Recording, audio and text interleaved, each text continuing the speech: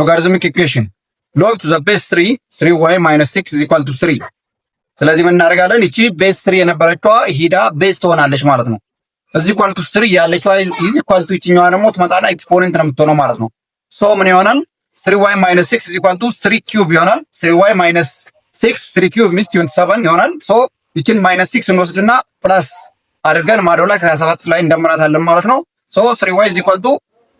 33 ይሆናል 33 ለሶስት እናካፍለዋለን y ለማስቀረት y is equal to 11 ይሆናል ማለት ነው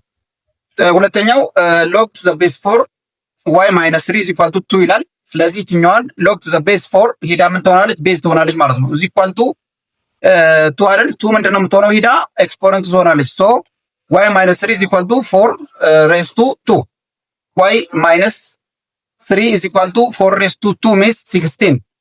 so ምን እናደርጋለን y is equal to 16 plus 3 y is equal to 19 ይሆናል ማለት ነው የትኛው መልስ ኮሜንት ላይ ጻፉልኝ ቲክቶክ ላይ ፎሎ ዩቲዩብ ላይ ሰብስክራይብ ማድረግ እንዳትረሱ